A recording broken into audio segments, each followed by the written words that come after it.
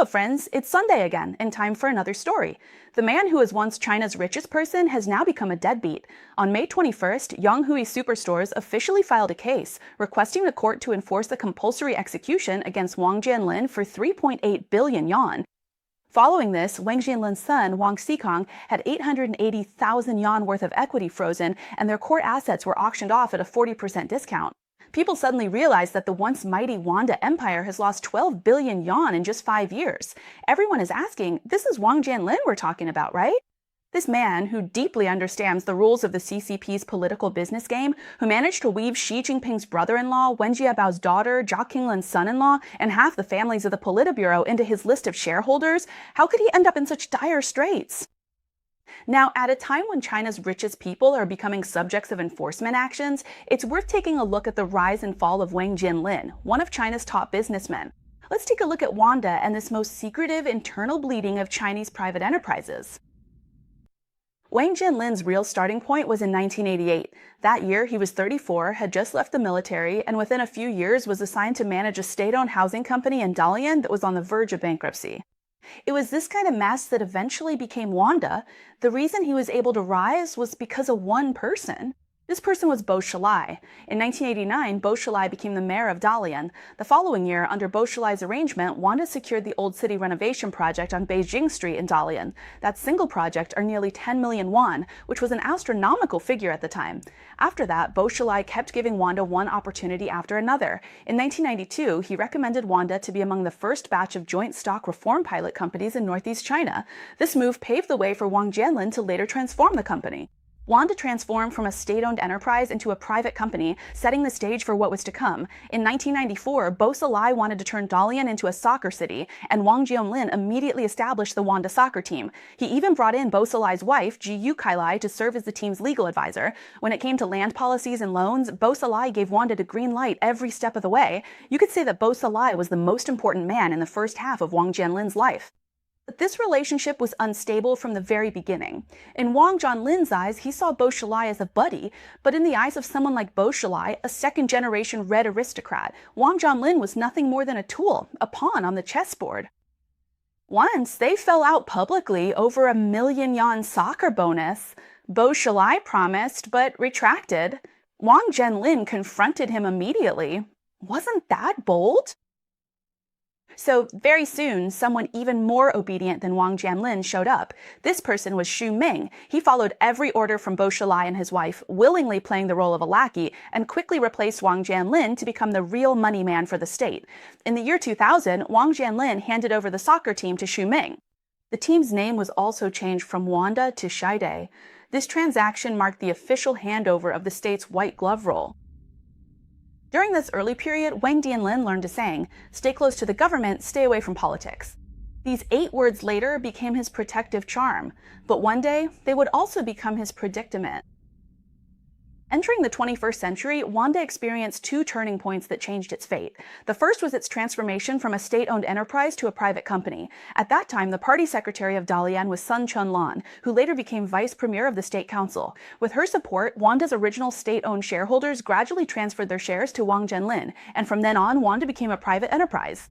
The second turning point was that Wanda found its core weapon, commercial real estate, which later became well known as Wanda Plaza. A Wanda Plaza is not just a shopping mall. It includes hotels, office buildings, pedestrian streets, and upscale residences, all connected to form a complete commercial ecosystem. It can be built on the outskirts of a city and places where there's nothing at all, and then it creates a commercial district all by itself. This ability is called creation capability within the system. For local officials eager to boost GDP, Wanda Plaza was practically a lifesaver. So very quickly, a remarkable phenomenon appeared. Local governments were scrambling to invite Wanda to their cities, and Wanda Plaza soon became a machine for local officials to print GDP numbers. But this machine has a fatal flaw. It burns through money like crazy, and the return on investment is extremely slow. It takes 3 to 5 years to build a single plaza. As for the shops, Wang Jianlin even set a rule that they could only be rented, not sold. That means for several years, money is only going out, not coming in. And this brings up a question. Listen up, everyone. This is important. Wanda's lifeblood has never been real estate, unlike Xu Jian's Evergrande. Instead, it's the constant flow of financing. If they can't get loans, then this whole machine comes to a halt. But where does all that money come from? This is the most secretive and also the most critical part of Wanda's story. Wang Jianlin came up with a financing method that outsiders call circular financing. Simply put, he uses completed Wanda plazas as collateral to get loans worth up to 70% of the rental income. Then he bypasses the local bank branches and goes straight to the bank headquarters.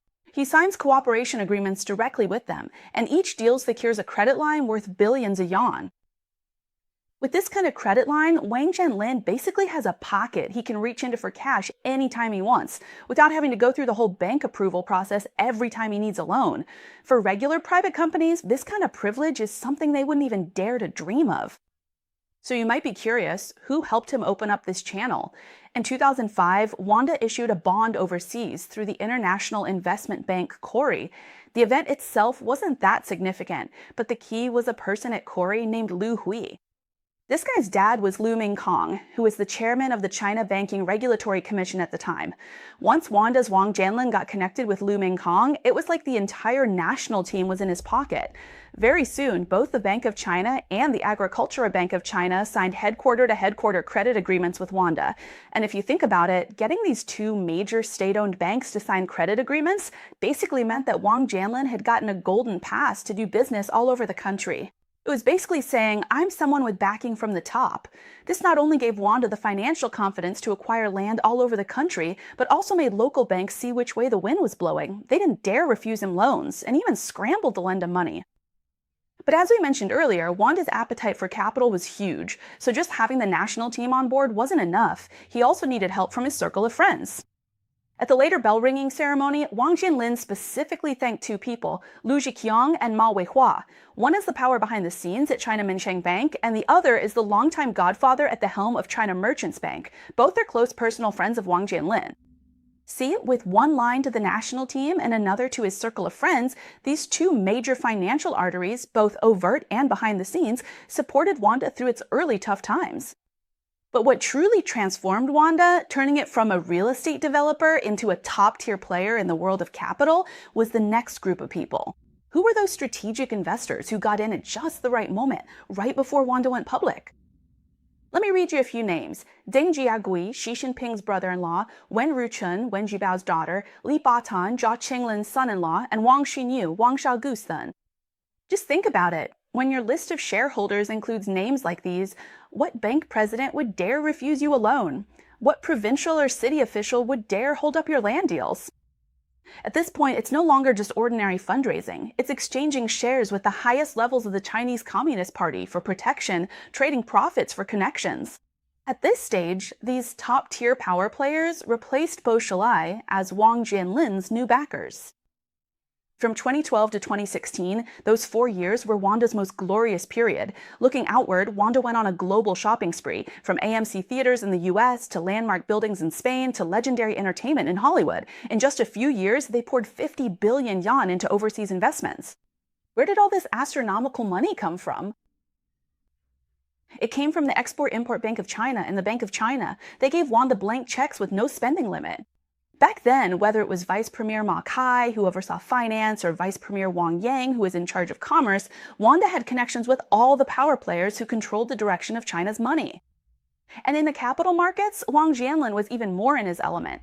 In 2014 and 2015, Wanda Commercial and Wanda Cinemas were both spectacularly listed on the Hong Kong and Shenzhen stock exchanges, respectively. The powerhouse behind the scenes was BOCI, Bank of China International, and behind BOCI's top executives stood Yang Fan, the daughter of then Politburo member Lu Yandong. In 2015, on the Hurun Global Chinese Rich List, Wang Jianlin replaced Li Kaosheng as the richest Chinese in the world with a fortune of 260 billion yuan. That year, he said something that all of China remembers. First, set a small goal. For example, let me make 100 million yuan first. At that time, Wang Jianlin held unrivaled resources in his hands, and under his feet was the leverage of the Chinese Communist Party's state bank. He probably thought that in those 8 words, stay close to the government, stay away from politics, he had found the ultimate secret for Chinese businessmen. But little did he know, this was the last blaze of glory before the darkest moment of his life. In October 2015, Wang Jianlin was invited to give a speech at Harvard University. He was the first Chinese entrepreneur to take that stage, basking in the spotlight, but he didn't expect that what awaited him was actually a trap. Let's get to the heart of the matter. Before Wanda went public, among its top 20 shareholders, 4 were relatives of Chinese Communist Party Politburo members or higher-ranking leaders. This included a company controlled by Xi Jinping's sister, Qi Qiaoqiao, and her husband, Deng Jiagui. This is the most sensitive and untouchable topic in the Chinese Communist Party, the wealth of the top leader's family. The host threw this question at Wang Jianlin right in front of the whole audience. If you were him, how would you answer? Normally, with a question like this, you'd expect someone to dodge it or give a vague answer. But that day, Wang Jianlin must have really wanted to defend the Xi family, so he chose to answer head-on. He said that Deng Jiagui did participate in Wanda's private placement in 2009, but it was a normal business investment. He also said that Mr. Deng Jiagui gave up huge profits. He invested for 6 years, and just when he was about to make a lot of money, he chose not to and withdrew early. This incident doesn't prove corruption. On the contrary, it proves that President Xi is strict in governing the country, and even stricter with his own family. Of course, the main point here was to clear the Xi family's name, but that's exactly where the problem lies. First, he basically admitted to the world that Xi Jinping's brother-in-law really did invest in Wanda. Second, and even more critically, is the chain reaction triggered by the transfer. Later, reporters dug up that in 2013, Deng Xiaoqi did indeed transfer his shares, handing them over to someone named Xu Zaisheng.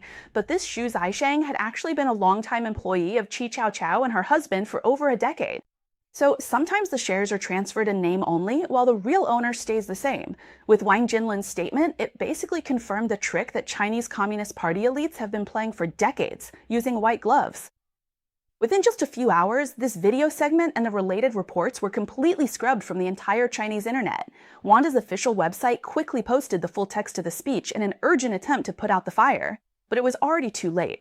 At this point, after all the years Wang Jianlin spent carefully building his protection at the highest level, a landmine had already been planted. All that was missing was a hidden trigger.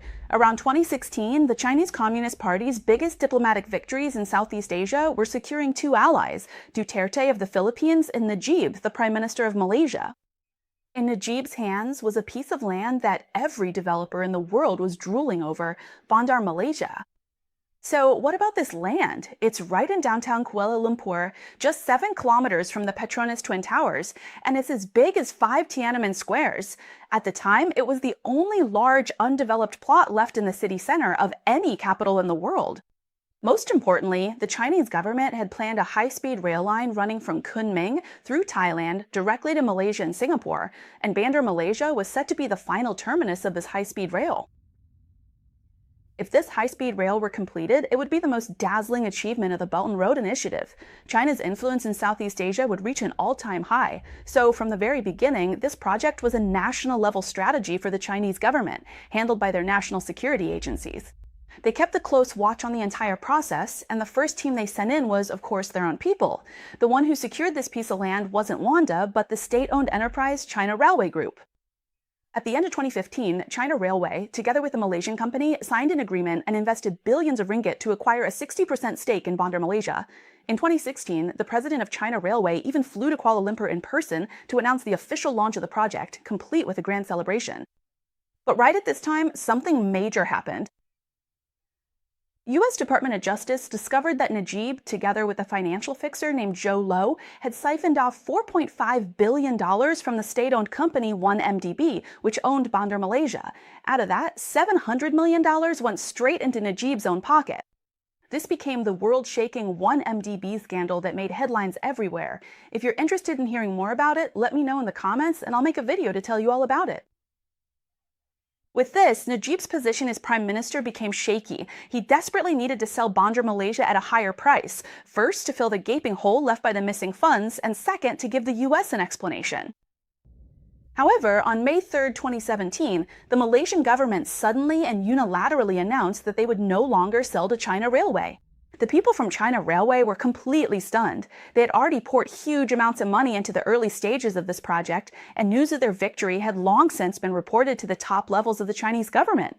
Now, suddenly being kicked out by Malaysia, how are they supposed to explain this to their superiors? And behind all of this, there was an invisible hand at work. What was it?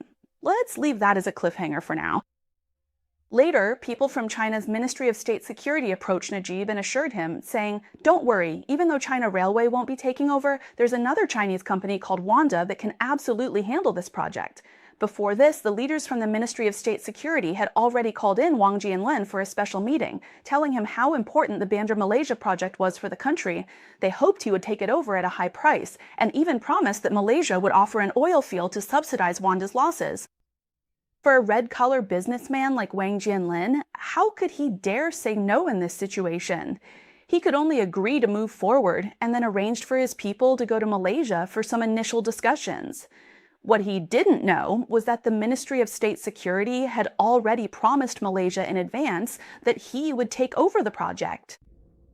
Because after Najib's corruption scandal broke out today, the Chinese Communist Party had already realized this was a mess. If China Railway stepped in, not only would they have to put in even more money, but they'd also get caught up in the scandal. How could they possibly let their own state-owned enterprise, their own favorite son, take the fall for this kind of trap? So the CCP secretly rejected the China Railway deal, but they didn't tell China Railway about it. And Wanda was pushed to the forefront by the CCP to take the fall for China Railway as an unofficial scapegoat. Wang Jianlin had no idea about any of these stormy undercurrents. He thought he was just cooperating with the country on something. In reality, he had stepped right into a trap that the CCP had carefully set for him. It was a trap set for him. On May 13th of that year, Najib flew to Beijing to attend the Belt and Road Forum. Normally, when a country's prime minister comes to Beijing, the first stop should be meeting with top Chinese officials to discuss diplomacy and cooperation. But as soon as Najib got off the plane, his first request caught everyone off guard. He wanted to meet Wang Jianlin. The problem was the Chinese Ministry of Foreign Affairs had no idea about this, and Wang Jianlin himself didn't know anything about it either. What made it even more awkward was that Najib didn't come alone. He brought along a whole group of accompanying journalists. Why? Because he couldn't wait to announce to the world that he had already found a new buyer for the mess that was Bandar Malaysia, and that new buyer was none other than China's richest man, Wang Jianlin. So you can imagine the scene. On one side, the Malaysian prime minister is all excited looking at his new savior. On the other side, Wang Jianlin was completely baffled, suddenly pushed onto the table without even understanding what kind of game he was being dragged into. But in this situation, Wang Jianlin didn't dare to embarrass the other party. After all, he was facing the prime minister of a country with the whole Belt and Road Initiative as the backdrop. With the cameras already set up by the reporters, he had no choice but to go along with the conversation. As soon as the meeting ended, Najib immediately held a press conference, announcing to the public that China's richest man, Wang Jianlin, was very interested in the Bandar Malaysia project. The next day, Wang Jianlin attended a forum as an entrepreneur. After the event, speaking to CCTV, he publicly stated that Wanda would launch 2 projects worth over $10 billion each this year, and one of them would be in Malaysia. He harshly criticized Chen, not realizing that this very statement marked the first second of his own downfall. Don't forget, as we mentioned earlier, the central government had already rejected China Railway's deal, but China Railway itself was unaware of this. China Railway quickly shifted the blame. They reported to the government and told the media it was Wanda's fault, claiming Wanda was incompetent. They even accused Wang Jianlin of using bank credit to maliciously snatch away a national strategic project. This report, it said, was delivered directly to the top leadership through special channels, reaching Wang Jianlin. He thought he had done a great job, but in Xi Jinping's eyes, he became the kind of ambitious person who took the country's money and undermined national interests. It said that when the official in charge reported this matter, Xi Jinping didn't give any clear instructions. He just made a light, offhand remark. These private enterprises were only able to expand abroad because your banks gave them loans. That sentence was the final verdict. Think about China in 2017. Xi Jinping had just established his core leadership position, and the entire system was eager to pledge loyalty to him. And the best way to show loyalty is to implement every signal from the leader as quickly and forcefully as possible. So the people below sprang into action right away. Within just half a month, financial regulatory authorities urgently ordered major banks to investigate and assess the credit and overseas financing risks of several major conglomerates, specifically naming the sports and entertainment club sectors for scrutiny. These keywords were practically tailor-made for Wanda's line of business. The winds had shifted. Not long after, rumors started circulating that Wang Jianlin had been banned from leaving the country. This was the closest Wang Jianlin had ever come to the edge of the abyss in his life. It's said that at the time, he urgently sought help from Jack Ma, which is how he managed to leave the country and get to Hong Kong. Once he arrived in Hong Kong, Wanda quickly released a photo showing Wang Jianlin meeting with Teng Chihua. The message behind this photo was clear. Look, our chairman can come and go as he pleases. But no matter how relaxed he looked in the photo, it couldn't hide just how close he was to the brink. During that period, Wang Jianlin did two things. One was racing against death, selling off assets. On July 19th, he sold 77 hotels in a package deal to R&F Properties and 13 Wanda cultural tourism projects to Sunac, bringing in 63.7 billion yuan in cash all at once. This was the most brutal self-amputation in the history of Chinese business. First, he held onto the cash to plug the hole in case the banks suddenly called in their loans. But selling assets could only save his life. It couldn't remove the label pinned on him for snatching central SOE projects. He had to get his message to the top leadership. From beginning to end, he was only cooperating with the Ministry of State Security. He never intended to snatch China Railway's juicy projects in the first place. But who would deliver this report? This was the moment that truly tested his connections and also revealed people's true colors. Those powerful shareholders of his had already distanced themselves long ago. Who would still dare to stick their neck out to smooth Xi Jinping's frown for a private company? And Xi Jinping's relatives couldn't hate him more. There was no way they'd step in for him at a time like this. With no other options, he went to seek out Wang Yang. Why Wang Yang? There were two connections. One was Dong Zhenyue, the head of Wanda Financial, who used to be chairman of Guangfa Bank when Wang Yang happened to be the party secretary of Guangdong Province. They had a relationship. The other connection, Wang Yang's son-in-law Zhang Xinliang, is the grandson of founding general Zhang Aiping, who just so happened to be Wang Jianlin's father-in-law's old boss back in the day. Wang Yang didn't step in himself, but sent his son-in-law to investigate. The message back was to talk to Yu Zhengsheng. At the time, Yu was the CPPCC chairman overseeing the United Front, where Wang Jianlin served as a standing committee member. The ACFIC vice chairman reported. Also, Yu Zhengsheng and Xi Jinping are longtime friends. He dared to speak up. Wang Jianlin reported the situation to Yu Zhengsheng and also went through the All China Federation of Industry and Commerce. He formally submitted a report, which Yu Zhengsheng then forwarded to Xi Jinping. After the relevant departments verified that the situation was true, the shackle that had been placed on Wang Jianlin was finally removed.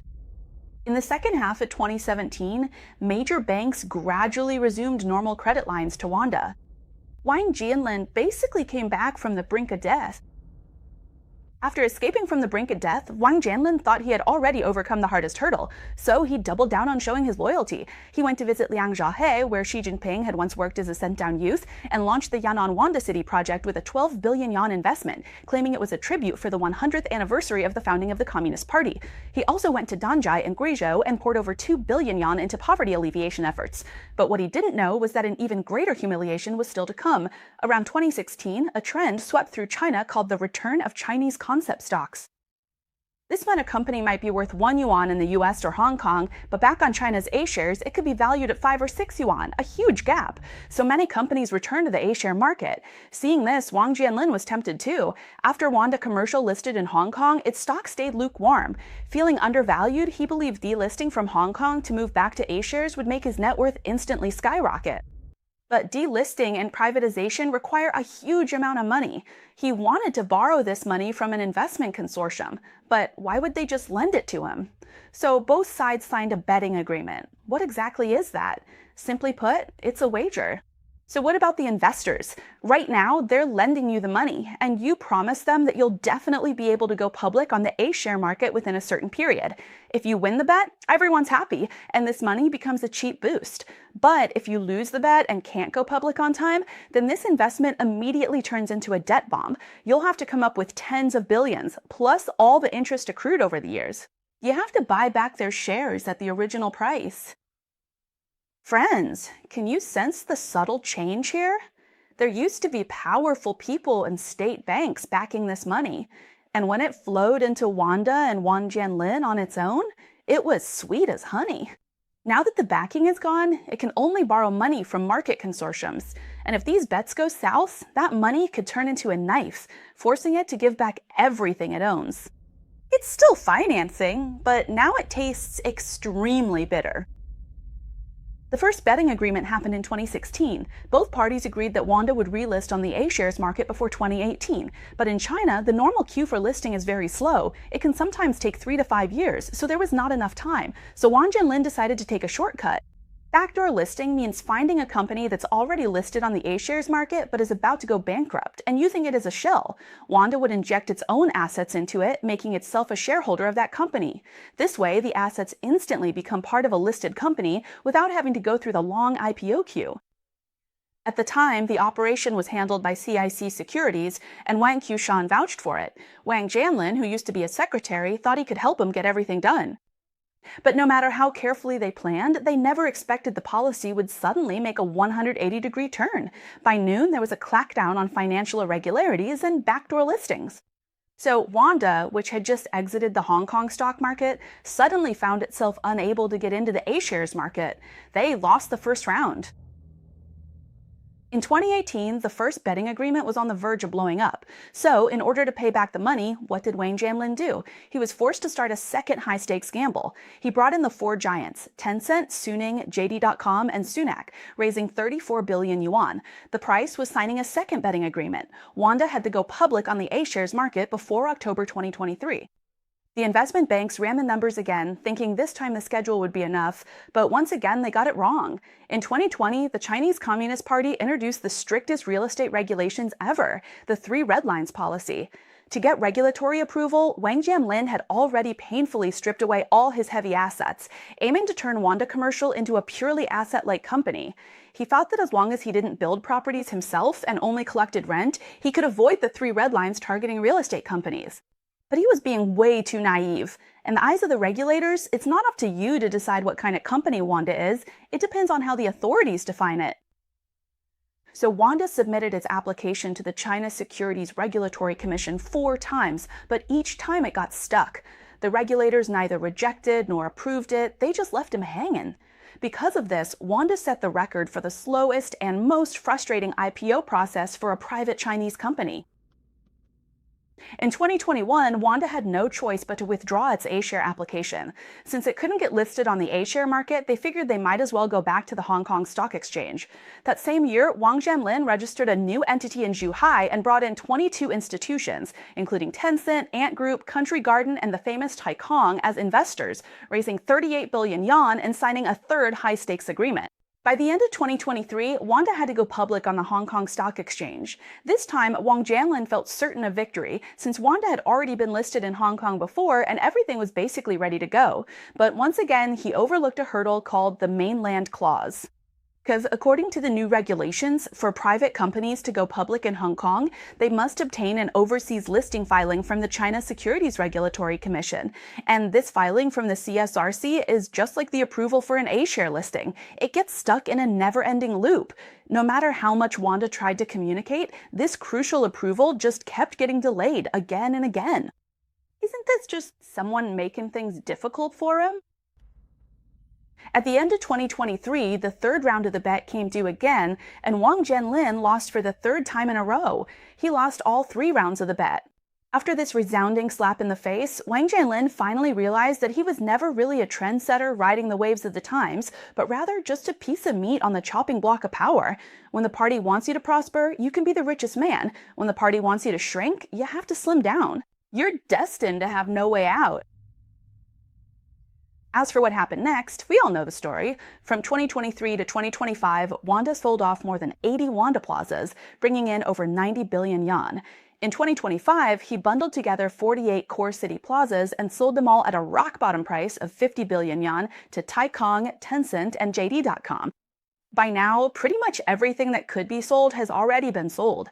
But even so, the speed at which he sold off assets still couldn't keep up with the pace of debt interest and maturities. By the end of 2025, Wanda Group's total liabilities were still stuck at the 600 billion yen red line, while the cash on hand was down to just a little over 10 billion yuan. That amount wasn't even enough to cover a fraction of the interest payments. So the recent forced execution against young Huey wasn't some sudden accident. It was the dramatic collapse of a giant. Here's an official heads up. Right now, Wang Jianlin still has 140 unsold Wanda plazas under his name, as well as cultural tourism projects like Changbai Mountain and Lanjian that are still unresolved. If he's lucky in handling these, maybe his family can still hold on to a fortune worth several tens of billions. At least he probably won't end up behind bars like Xu Jian. But there's one thing worth mentioning. Over the past 10 years of real estate crises, plenty of bosses have either fled or landed in jail. Yet to this day, Wanda remains one of the very few companies still standing in China's real estate industry. It's one of the few private companies that hasn't defaulted on the public market. In recent years, Wang Jianlin has been buying and selling assets to the point of exhaustion, but he's always managed to keep his back straight and stand tall. Throughout his life, he's treated the phrase "stay close to the government, stay away from politics" as a protective charm for survival. Among all of China's top tycoons, he's probably the one who understands these rules the best. But what he never expected was that these rules could change at any moment, depending on what's needed. In this game, knowing the rules doesn't mean you can keep yourself out of trouble.